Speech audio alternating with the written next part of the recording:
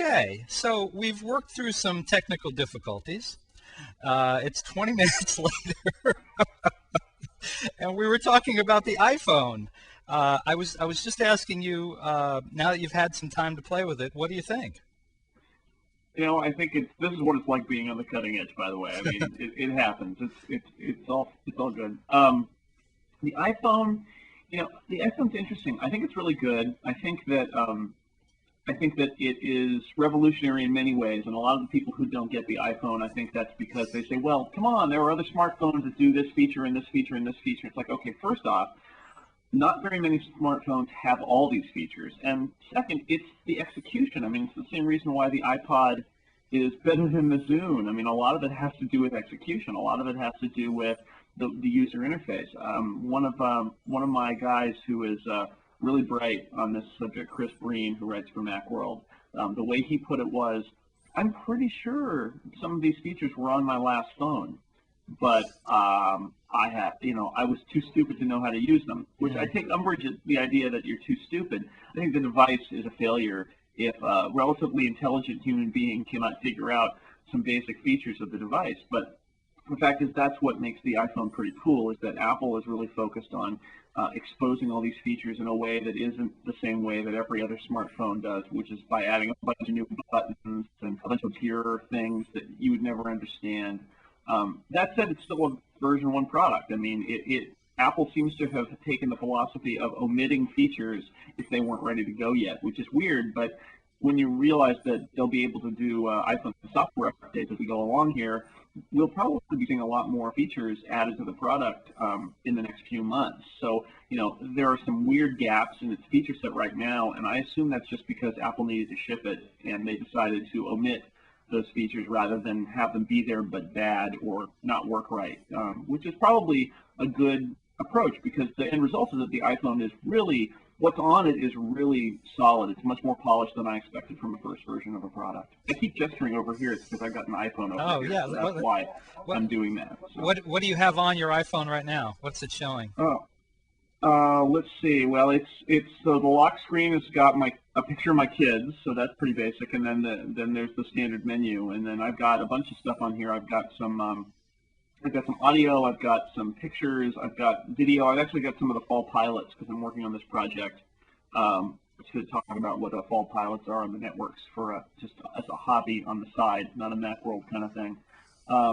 And yeah, it's been great. I have not been using any other iPod since I got it, and I've used it for email a little bit, which I had a Trio before, and I never used email, or almost never, because it was just not because I couldn't do it, but because it was not pleasurable to try to do it. It was a pain to even get email out of it, and that goes to the heart of, I think, why the iPhone has appeal. It's not that these other devices can't do those things. It's that you don't want to do them because they're too hard, or you don't even know you can because they're too obscure. And the iPhone is about exposing all of those features in a way that a regular person can actually use it.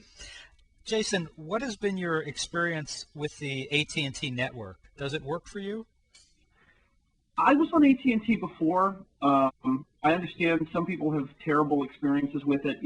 It's okay. It works for me. I haven't had any dropped calls. I get decent reception in my house. I used to not, but I in the last year or so, I've gotten better reception in my house. The Edge network, which is the digital network that Apple uses, and it's controversial because it's this 2G, second generation network. It's not the super fast third generation network that's out there now.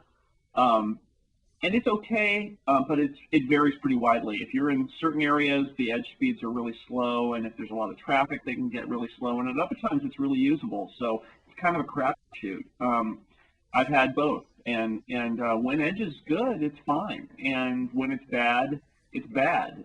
That's one of the reasons why it's funny with all the hype about the iPhone. One of the things that I tell people that they seem to have not known about the iPhone is that it does Wi-Fi, and that's the key. Is that if you're in a place with Wi-Fi, you don't use the Edge network. You use these super fast Wi-Fi networks, and once you've set up the password for that Wi-Fi network in a place you go, it just logs you in as soon as it gets there. So when I'm at work, I'm on the Wi-Fi. When I'm at home, I'm on the Wi-Fi, and that makes it a lot faster and a lot better experience too.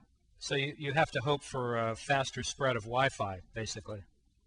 Yeah, or just happen to be in a place where the edge network is good, and it sounds like it's getting better, but it's never going to be faster than a certain ceiling, and for that we're going to have to wait for an iPhone, a piece of hardware in the future from Apple that uses that third generation network. But they have lots of reasons to do that. I think the big reason that everybody's assuming why the iPhone doesn't do the 3G cell phone network is that it would have used up so much battery power that the thing wouldn't have any battery life at all. And so they opted to sort of use some tried and true technology instead, which is interesting for Apple. They usually like to push it, so they must have had some really good reasons not to be on the cutting edge with that one. Are you concerned about battery life? That's been another issue that critics have brought up. I'm not. It has pretty good battery life. It doesn't have a removable battery, and that's been the big criticism, Right. because theoretically, if you're at the end of your battery life and you've got a spare battery, you can swap it in and keep going. Now, I've had cell phones I'm going to say I've had a relatively smartphone for 6 or 7 years now, and not once have I ever even thought that I should have had a second battery for it. So I don't get it, but I understand there are people who use their cell phone all the time, and they really abuse the battery, and they like having a second. We're going to see a bunch of battery backup products where there are little things like there are for the iPod. Actually, the ones that are out there for the iPod now will work with the iPhone, where you just put batteries in a little box that plugs to the bottom of the phone, and it recharges the phone, or it lets you operate the phone. So people will make some of that stuff for emergency conditions.